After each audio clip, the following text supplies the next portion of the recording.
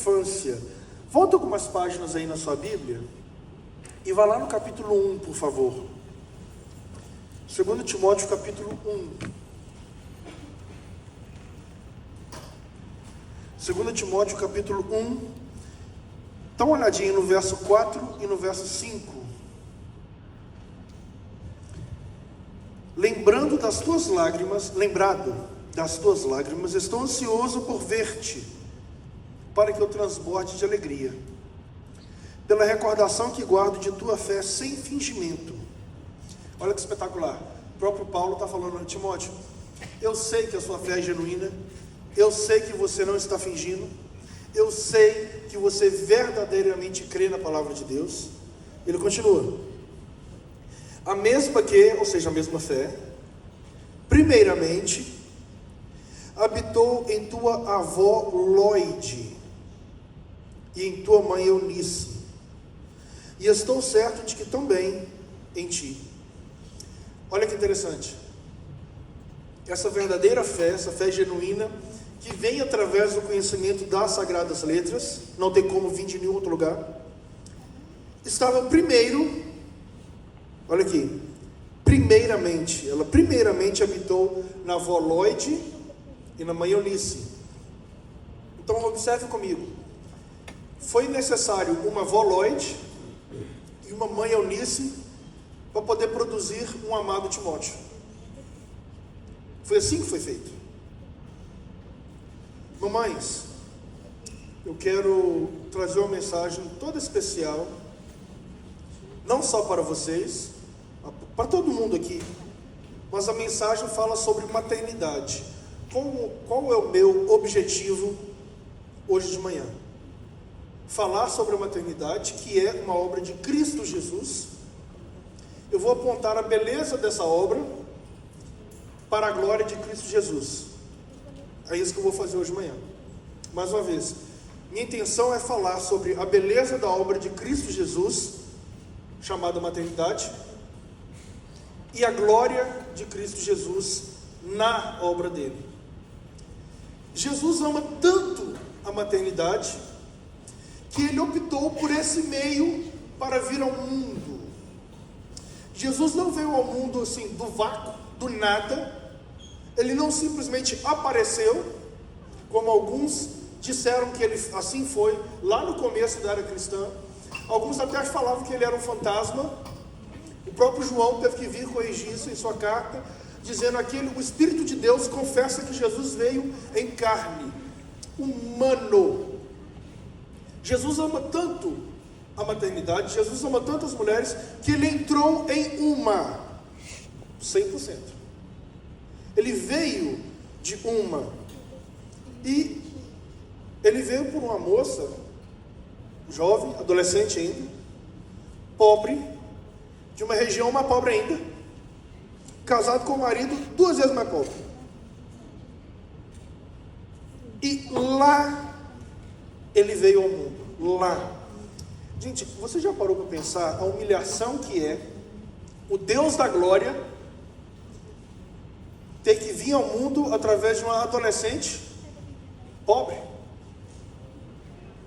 Gente, Jesus passou pelo canal vaginal. Já parou para pensar nisso? Que humilhação é essa? Ele é o rei da glória, ele é o criador do universo, e ele teve que passar pela experiência de ser exprimido e sair do outro lado chorando, cheio de sangue. É muita humilhação para o rei da glória. E por que ele se sujeitou a isso?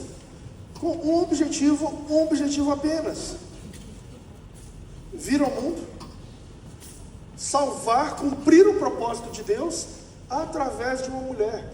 E eu estou enfatizando isso, não é porque hoje é dia das mães, hoje não, essa semana, né? Não é porque a gente não está na semana do dia das mães, não. É porque isso é verdade. Gente, qual foi o primeiro a pecar? Qual foi o primeiro ser humano a desobedecer a Deus? Eva. E Jesus veio para consertar o problema, para consertar o desarranjo por uma mulher. O amor de Deus é tão grande pelas mulheres. Olha, eu quero fazer uma pergunta para vocês. Quem aqui sabe qual foi o primeiro livro da história da humanidade a ter o nome de uma mulher? Quem que sabe? Pode falar, se alguém souber. Gente, isso aqui é normal aqui nessa escola, viu? Direto eu faço pergunta daqui, tá, né? Não é nada diferente, não. Quem é que sabe? Ruth. O livro de Ruth.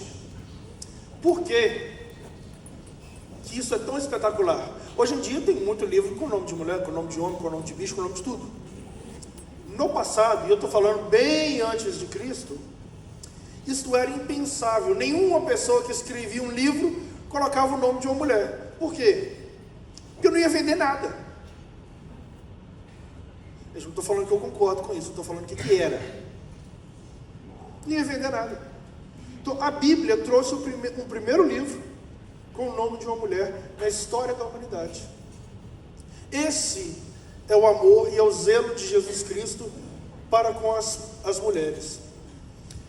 As mulheres são chamadas em 3 áreas da vida. Primeiro, enquanto solteiras. Enquanto solteiras, qual é a maior preocupação da mulher? A glória de Cristo Jesus. Enquanto casada, porém sem filhos, qual é a maior preocupação da mulher? A glória de Cristo Jesus e o apoio que ela deve dar ao seu marido. E enquanto casada e com filhos, a glória de Cristo Jesus e o apoio que ela deve dar ao seu marido. E em terceiro lugar, o cuidado, a criação, o treinamento dos seus filhos. Observe que eu usei a palavra treinamento e eu vou falar muito sobre ela logo daqui a pouquinho. Por que uma mulher deve se preocupar com a glória de Cristo Jesus? Porque Ele é o Rei da Glória, Ele é o Deus Todo-Poderoso. Por que uma mulher deve se preocupar com o chamado do seu marido e apoiá-lo? Porque isso é grato diante do Senhor e foi Ele quem a instruiu a fazer isso. Por que as mulheres devem se preocupar com o crescimento e o treinamento de seus filhos? Porque elas também foram chamadas a fazer isso. Então, mulheres, vocês observaram que vocês têm vários chamados?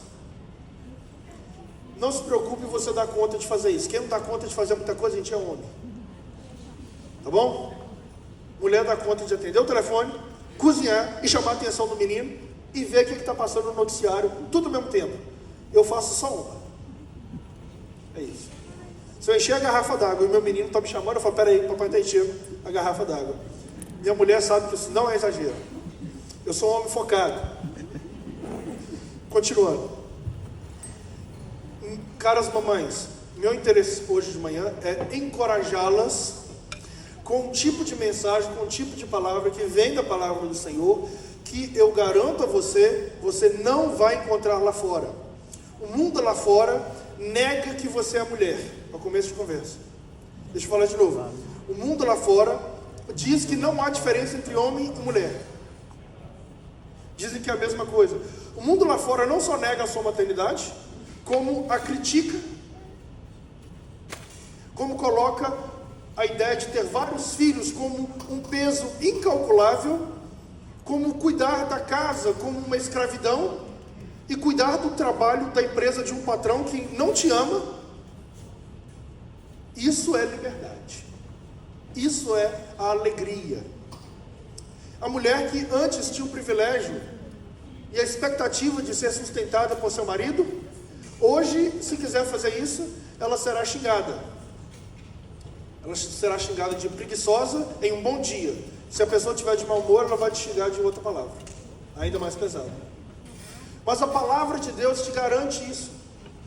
E eu quero encorajar você, mostrando para você quão bem posicionada você está aos olhos de Deus para fazer a obra de Deus. Mais uma vez, eu quero mostrar para você hoje de manhã quão bem posicionada você está, quão bem estrategicamente colocada você está para fazer a obra de Deus. Mãe, você é chamada para fazer algo incrível. Você é chamada por Deus para criar um lar, para formar um lar, para aquecer um lar. O que eu quero dizer com esse aquecer? Lembra lá no Gênesis capítulo 1, acho que verso 2? Diz que o Espírito de Deus pairava sobre as faces das águas. Aquele pairava ali é algo que você, mãe, deve fazer com seu lar. Já viram? Alguém que cria galinha? Quem que cria galinha? Ou já criou galinha? Aí você vai lá, você já botou a mão lá debaixo da galinha para poder tirar o ovinho quando ela está lá no ninho dela, lá direitinho? A atividade que a galinha faz com o ovo ali em cima, que a gente fala chocando, né? Está chocando o ovo. Aquela atividade ali é a mesma atividade descrita quando diz que o Espírito pairava sobre a face das águas. O que está acontecendo ali, gente, é uma energização. Ele está energizando o ovo. É a mesma palavra que diz respeito ao que o Espírito fazia com as águas. Cara, mãe, você é chamado a fazer isso com a sua casa. O seu lar terá a sua energia. Como que você vai fazer isso? Mãe, você produz um lar bendito, você aquece aquele lar bendito, você energiza esse lar, para que os seus filhos aprendam, em primeiro lugar, o que é a justiça de Deus. Cara, mãe, o seu filho só experimentará uma belíssima e muito moderada justiça dentro do lar que você produz para ele. A empresa onde ele há de trabalhar, ainda que ele seja o dono, não vai ser justa com ele o tanto que você consegue ser com ele dentro do lar que você energizou, que você formou. Escute, mãe, por favor, escute isso. Pelo resto da vida do seu filho, o melhor lugar para o seu filho aprender o que é justiça divina é dentro do seu lar. Você é muito estrategicamente posicionada para aplicar justiça naquele lar, para aplicar a disciplina naquele lar. Gente, quando eu digo disciplina, cada pai e cada mãe aqui sabe do que eu quero dizer, e vocês sabem como isso deve ser feito na casa de vocês. Eu não estou na casa de vocês, eu estou na minha eu sei, na sua você sabe. Mas cara, mãe, não tenha medo, tenha coragem. Mãe, todas as vozes lá fora querem ir contra isso, querem te dar 500 mil ideias diferentes, e a palavra de Deus é clara. O próprio Deus ama e disciplina seus filhos. Mães, sigam o exemplo divino. Este é o exemplo que mais te alegrará. Quando eu era pequenininho, na minha época chamava Jardim da Infância. Acho que hoje a gente fala só infantil, né? Aqui na escola, por exemplo, a gente chama de infantil. E eu estava quase saindo do Jardim da Infância. E um dia, gente, eu não estou falando que eu fiz o certo não, tá? Só estou contando o que eu fiz. Eu fiz um desenho para minha mãe. Aí eu desenhei uma fábrica. A fábrica estava lá, não sei como é que você desenha a fábrica. Eu desenho a fábrica até hoje assim. Gente, meus desenhos até hoje, meu homem até hoje é uma bolinha com pauzinho. Quem aqui faz assim até hoje? Aí, grandes pessoas. Aí tinha a parede, né? Aí tinha o telhado da fábrica, era aquele pontiagudo assim, olha. Aí, e descia a última parede, tinha a portinha, e tinha lá escrito assim, grandão, fábrica. Aí tinha a chaminé, né? Aí na chaminé estava saindo fumaça. Aí eu desenhei uma fumacinha, 2 fumacinhas, 3 fumacinhas. Aí a quarta já não era fumacinha, já era um não. Não, eu desenhei um não saindo pela chaminé.